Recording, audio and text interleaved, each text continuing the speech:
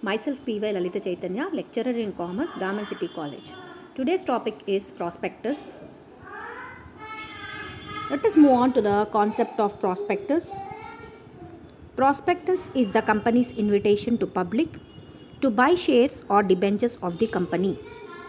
A prospectus may be in any form such as a notice, circular, advertisement, or even in the form of a booklet.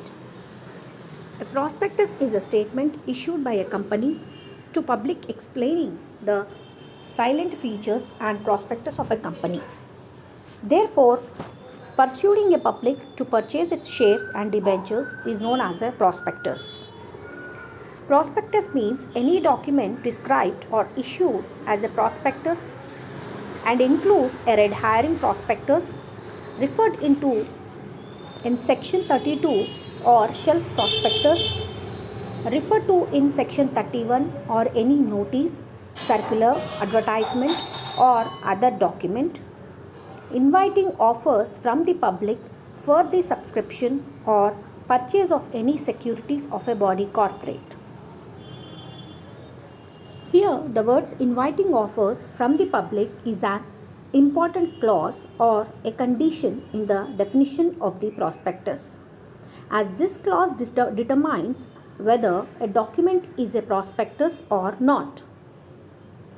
The prospectus describes the prospectus or advantages likely to accrue to the persons investing in share capital or debenture of the company.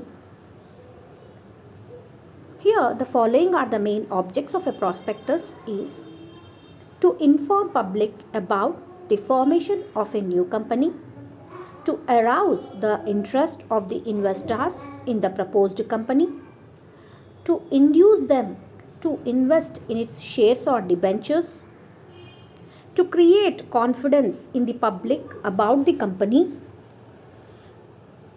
and to provide complete, accurate, and reliable information about the proposed company,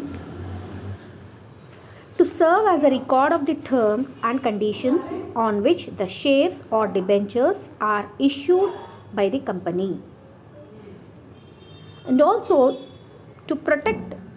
The main object of the prospectus is to protect the public against by any misstatement by the directors in the prospectus, and the legal requirements of a prospectus emphasize that it must be issued after incorporation of the company. It should contain all particulars listed in the Schedule 2 of the Company Act. It should be dated and the date is considered as the date of publication,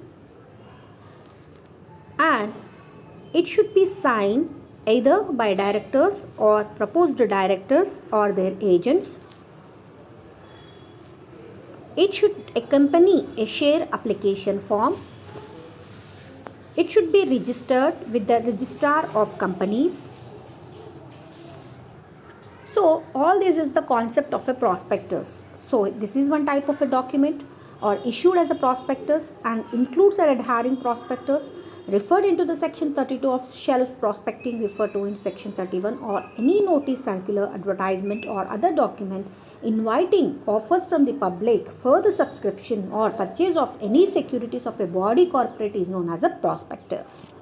So just now we have discussed about what are the main objectives of a prospectus, that is informing the public about the formation of a new company and also to arouse the interest of investors in the proposed company and to induce them to invest in shares and debentures and also to create a confidence in the public about the company. So all these are the various features and various objectives of the prospectus. Let us move on to the contents of a prospectus. Prospectus must contain facts and only facts. Any false information or misstatement in it invites civil and criminal liabilities for the persons responsible for such untrue statements. The particulars to be specified in the prospectus and the reports attached to it are as follows.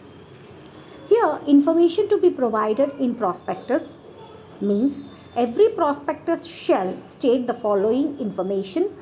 The first one is names and addresses of the registered office of the company, company secretary, chief financial officer, auditors, legal advisors, bankers, trustees, if any underwriters and such other persons as may be prescribed. The second following information provided in the prospectus is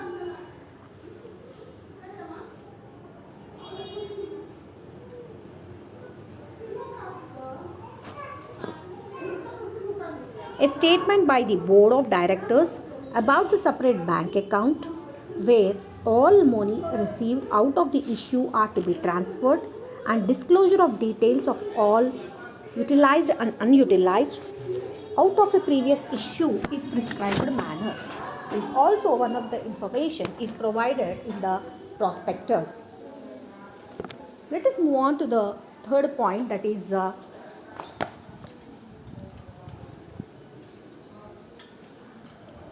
dates of the opening and closing of the issue and declaration about the issue of allotment letters and refunds with the prescribed time. The meaning of this is we are opening and closing the issue of declaration about the issue of allotment of letters and refund within a prescribed time is also one of the information provided in the prospectus. The next one is consent of the directors, auditors, bankers to the issue expert's opinion, if any and of such other persons as may be prescribed. Here details about underwriting of the issue, and next the authority for the issue and the details of the resolution passed thereof, and also capital structure of the company in the prescribed manner, and also the main object of the public offer, terms of the present issue, and such other particulars may be prescribed. And one more, the main objective is the main objects and present business of the company and its location, schedule of implementation of the projects.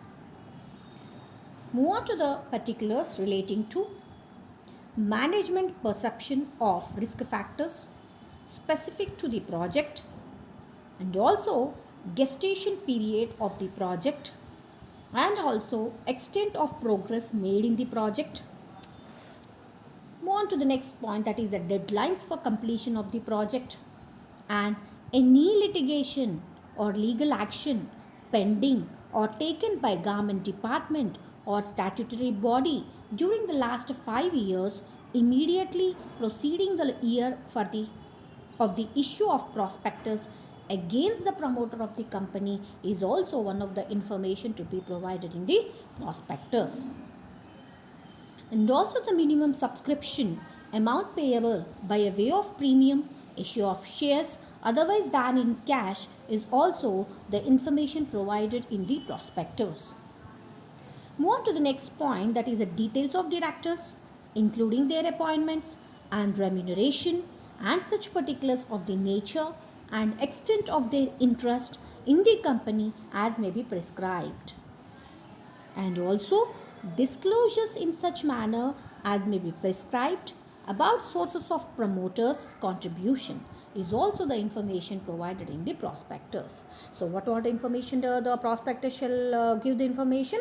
Names and addresses of the registered office of the company, and also the statement by the board of directors about the separate bank account, and also the dates of opening and closing of the issue of declaration about the issue of allotment letters and refunds with the prescribed time, and also the information provided by the prospectus is consent of the directors, auditors, bankers to the issue, expert's opinion if any of such other persons may be prescribed, and also details about underwriting of the issue also given the information in the prospectus, and also the capital structure of the company, the main objects of the public offer, main objects of the present business of the company, and location, schedule, implementation of projects, all that particulars relating to management perception, what are the risk factors specific to the project, also will be mentioned regarding the project, gestation period of the project, extent of progress made in the project, deadlines for completion of the project. All this will be given in the information will be provided in the prospectus. And also the information about the minimum subscription, amount payable by way of premium, issue of shares otherwise than in cash, also the information will be provided. These are the different information will be provided in the, these are the different following information will be provided in the prospectus.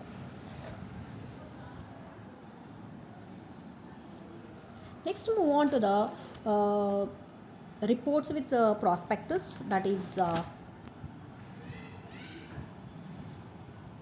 reports with the prospectus means every prospectus shall set out the following reports for the purpose of financial information, and also reports by the auditors of the company with the respect to its profits and losses and assets and liabilities and such other matters as may be prescribed.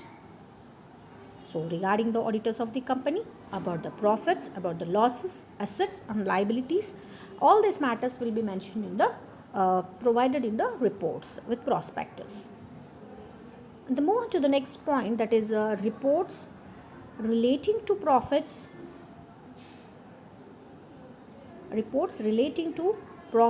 and losses for each of the 5 financial years immediately preceding the financial year of the issue of prospectus, including such reports of its subsidiaries. Where company has not completed 5 financial years, then such a report for all preceding financial years is required. So here what is important? Reports relating to profits and losses for each of the 5 financial years immediately preceding the financial year of the issue of prospectus, including such reports of its subsidiaries. Where company has not completed 5 financial years, then such report of all preceding financial years is required in the reports.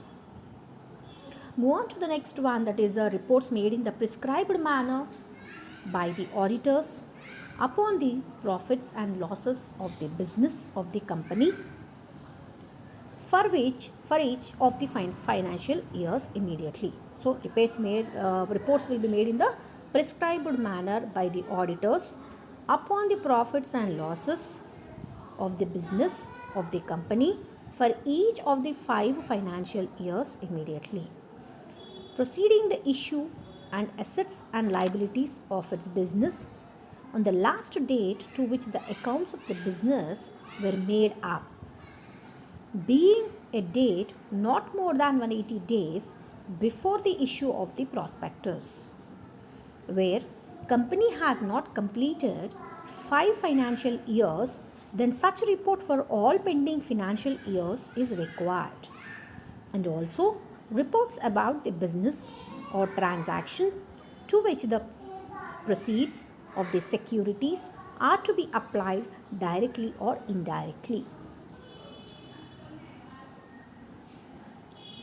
Next, move on to the declaration of compliance.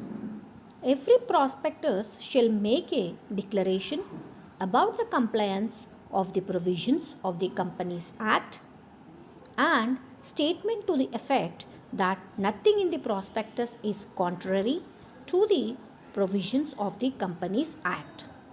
The Securities Contract Regulation Act 1956 and the Securities and Exchange Board of India Act 1992 and the rules and regulations made thereunder. Other matters in prospectus, that is a clause D of subsection 1. Section 26 gives unlimited power to central government to list other matters and set out other reports to be included in a prospectus. Next, move on to the statement in lieu of prospectus. The Company Act 2013 has done away with the concept of stating in lieu of prospectus. Therefore, the provisions of the Companies Act 1956 regarding statement in lieu of prospectus has been discussed here. If a public company does not raise its capital by the public issue of shares or debentures, then it need not publish a prospectus. If in such a company, capital may be collected privately and shares may be allotted by the mutual agreement of a few people. Such public companies having a share capital and not issuing a prospectus must prepare a statement in lieu of the prospectus and file it with the registrar of companies. It is filed at least 3 days before the first allotment of shares or debentures. The contents of the statement in lieu of prospectus are more or less similar to the prospectus. It should be signed and dated by the directors. So, here in the public company does not raise its capital by the public issue of shares or debentures, then it need not publish a prospectus. In such a company, a capital may be collected privately and shares may be allotted by the mutual agreement of a few people. The prospectus or a statement in lieu of prospectus should not contain any false statement, misrepresentation or misstatement of facts in such a document is punishable under the Companies Act 1956. The following points must be noted about the statement in lieu of prospectus. The first one is the form. Form means it should be as per the form specified in the Companies Act. Second one, filing. It should be filed with the registrar at least 3 days before the allotment of shares. Move on to the third one, need. Need means it is needed by small companies where the directors can collect capital from their friends and relatives. So what are the points? It should be as per the form specified in the Companies Act. Filing means it should be filed with the registrar at least 3 days before the allotment of shares. And the third one is need.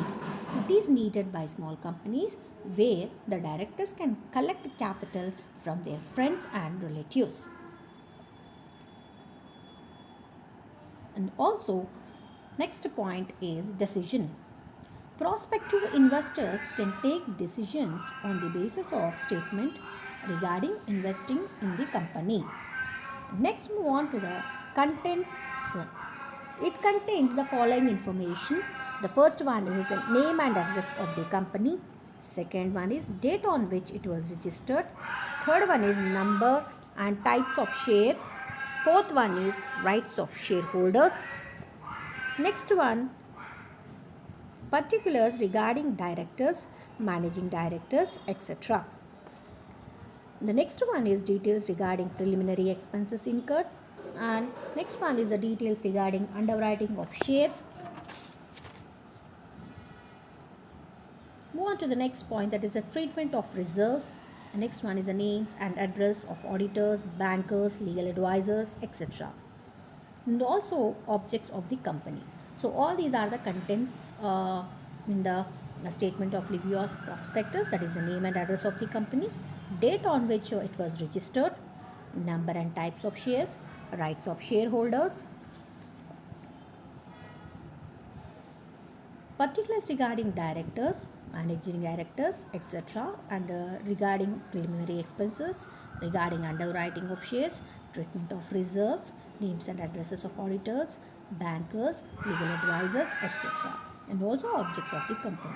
So these are all the contents of the lieu of prospectus. Next, move on to the shelf prospectus and red herring prospectus. Section 31 and 32 of the Companies Act 2013 deal with shelf prospectus and red herring prospectus respectively. Section 31, any class of a company may be filed a shelf prospectus with the registrar of companies at the stage of first offer of securities. Shelf prospectus means a prospectus in respect of which the securities or class of securities included therein are issued for subscription in one or more issues over a certain period without the issue of a further prospectus. Shelf prospectus shall indicate the validate period of the shelf prospectus.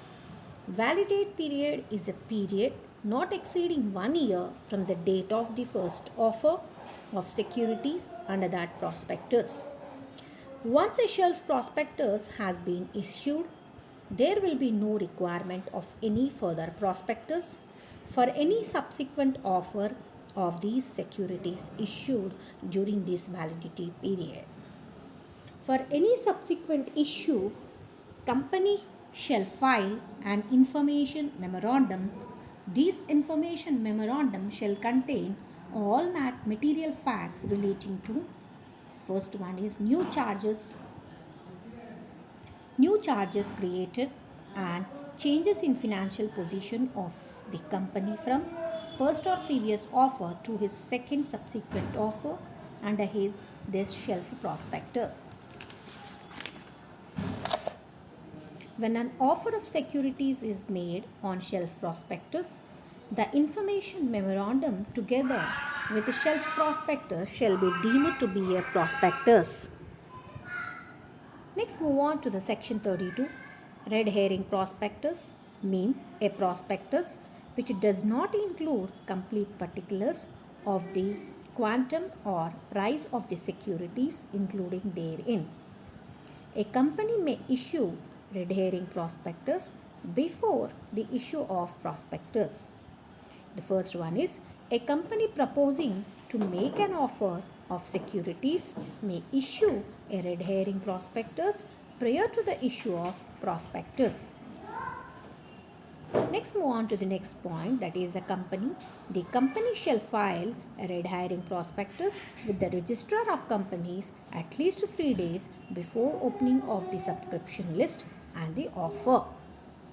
Move on to the third point, that is a red herring prospectus shall carry the same obligation as are applicable to the prospectus. In case there is any variation between red herring prospectus and the prospectus, it should be highlighted as a variation in the prospectus. Move on to the next point, that is upon the closing of the offer of securities, the prospectus shall be filed with the registrar and the Securities and Exchange Board of India. These prospectus shall state, the first one is total capital raised, and second one is with the debt capital or share capital, and third one is closing price of the securities, and next one is any other details not included in red herring prospectus. So these are the shelf prospectus and red herring prospectus. Today we have discussed about the prospectus and concept of prospectus, contents of prospectus, and statement in lieu of prospectus, and also the shelf prospectus and red herring prospectus.